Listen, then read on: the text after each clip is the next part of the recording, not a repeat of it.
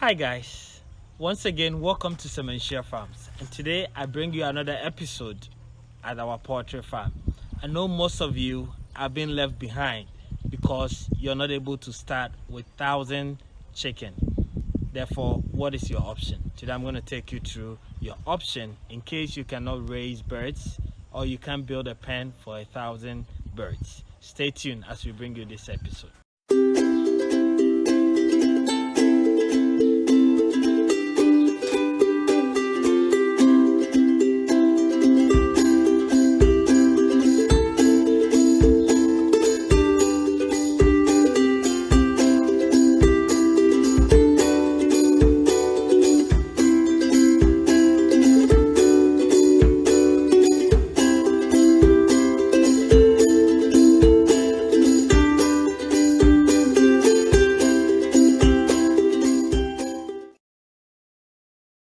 Welcome back, guys. So as I said, most of you have been left out and wondering that anytime I do a video on chicken pen, I'm estimating 1,000 birds or more.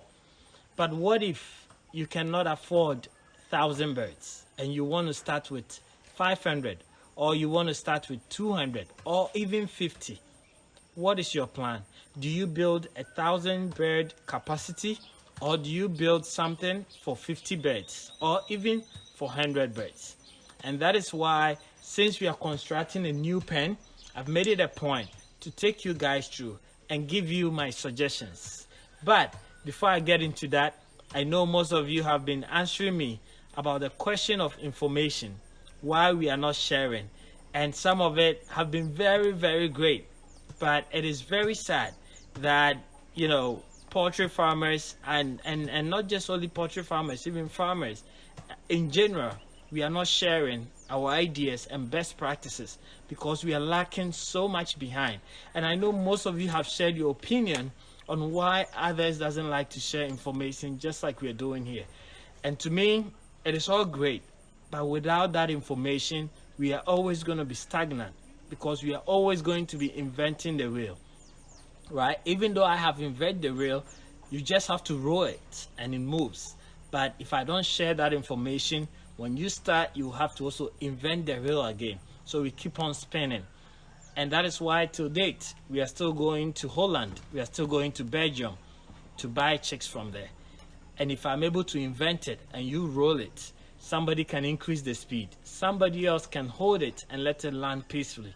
So I'm advising you, if you're a poultry farmer or getting into any farming, the knowledge that you have, it doesn't matter if you don't know what you're doing.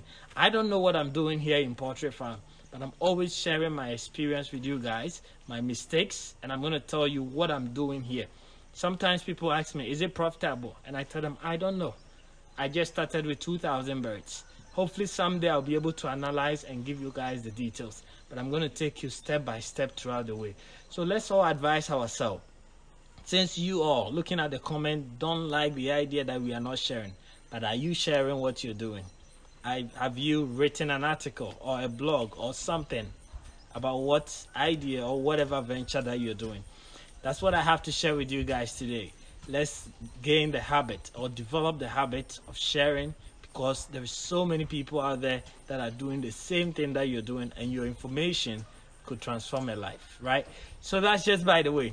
Let's get on the episode of today, which is, if I want to start a poultry farm, do I have to build 1,000 capacity pen?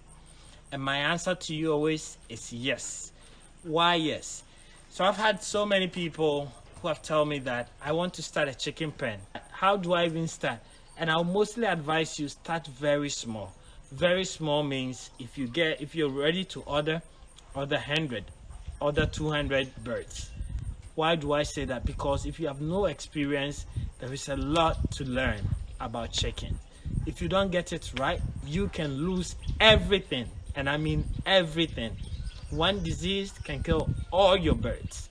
So if you're a new beginner or like you're just starting poultry farm, you don't have to go in for 1,000 birds, because if you lose that, that is huge amount of money. Not even for the purchase, but for the feed that you've given to them over the past years. And if they are layers, that's even sadder, because the problem is you're not going to get any profit out of it. because they haven't started laying. So I always recommend that you start very small. When we started by ordering, I think 2,000, and out of that we lost about 50%. Sorry, 200, not 2,000. And out of that we lost about 50% in the beginning. This time we started with 2,000, and with the 2,000 our death rate is actually below 0.5, which is great for a poultry farm, you know. And this is our second stage. But we started small. We started with 200, and then we raised them till they are about 2 months, gained that experience, and then we started with another 300. So 200, 300 before we went in for 2,000. And that's my advice to most of you. And the next question is, okay, Fred, if I'm doing 200 or 100, what capacity of chicken pen do I need to build? And that's why I'm dedicating this video to this question. So if you're starting with 200, it doesn't mean that you should build a chicken pen with a size of 200, because you're going to grow, right? And then there's a technique in building a chicken pen. If you go around here, so I'm gonna move a little bit and show you guys. You see all the pillars that we have in. So we have about 6 pillars in your poultry pen. So this is a new one that we are building. So let's go to this corner and let me show you what you can do. So even though you're building for 1,000 capacity, what you're doing is that with 1,000 capacity, if you have 200, come over. So what you do is, these 2 pillars that you see here, right, it's already enough for you to create a size of maybe 200 pen, that 200 space capacity for your chicks, right? So if I have 200 birds, I might probably brood them in the first week in this space, right? So that means that all this space is going to be free, which I can prepare my food, I can save my medicine here, you know. Like if you know how the first week is, you can even spend the night here keeping an eye on those at this corner. And as they grow, you can be able to extend it from this pillar to this one, right? So in the next 2-3 weeks, you extend your division from this to this, and then you also map it here. And what do you normally use? Normally you just need 2 by 1 inch wood to be able to cross it, right? And then use the black polythene bag, you know, that the masons use to cover their blocks when it's raining. So the black big polythene bag, and you use it to just wrap around it. And that's your division. If you have plywood, very light plywood, to be able to divide it, you can also use it to divide it this way. And it doesn't have to really go up. It can just be at this level, and you will still have your birds protected without coming to this space. So as you can see, then you have the capacity to be able to extend.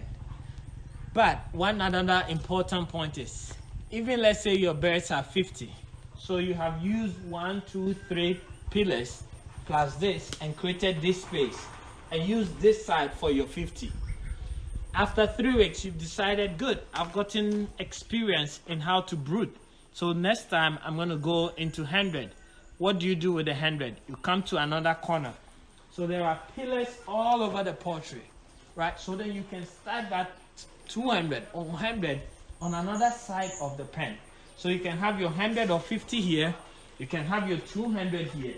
So your 1,000 capacity can actually be divided into so many different sort of cubicles within it. Right, so you might literally want to start with maybe 50, but in the next month another 50, and you can have all those within the 1,000 capacity. After 1 year, 2 years, if you think you're ready or you've gained enough profit to be able to start with 1,000, this division is as easy as anything. Just remove those plastic that you've used 1 inch nails to tackle them, and then just remove it, and you have your full pen like it is here.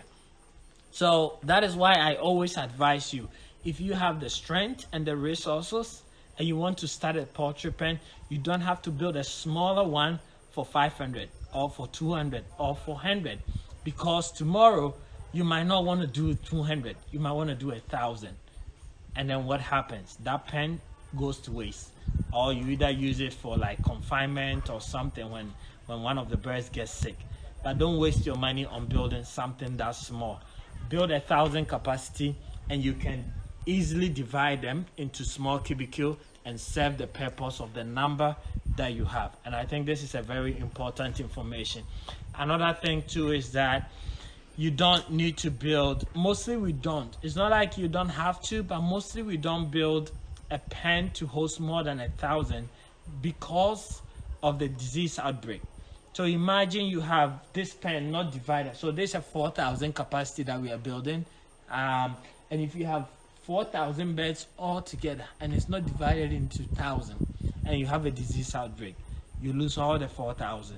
But it's divided, then your chances of risking it to the other pen is reduced. And that's why we divide it, and the maximum we put here is 1,000. But some people do 1,002, 1,005. It's just a risk matter, and that's why we don't put all the 4,000 in one room. Somebody was asking me about the division and so on, so that's your answer for you. But literally, this is the information you need if you want to start and you're thinking about the size of your pen. I would highly advise, if you have the resource, go with 1,000, and you can divide it to suit and have the space to actually use it for so many other things. So guys, this is a short video, but I hope this advice is valuable. And those of you who are asking about it, that is the answer for you. I hope this helps you in making the decision. If you have the resources, then you can take my advice. But if not, and you still need to build a smaller one, this 1,000 capacity pen is 40 by 50 feet. So I have 50 longitude and 40 latitude, right? If other words, I have south to north, 40 feet, and then you can do west to east, 50 feet. It doesn't matter, depending on the shape of your land. But that is what I have for 1,000 capacity. If you want to do less for a smaller capacity, that's fine. But thank you guys so much for watching, and do subscribe if you haven't, and share it with your friends as well. Let's get the message out so that people can learn. And remember, they don't have to invent the wheel, because I have already done it. Thank you guys.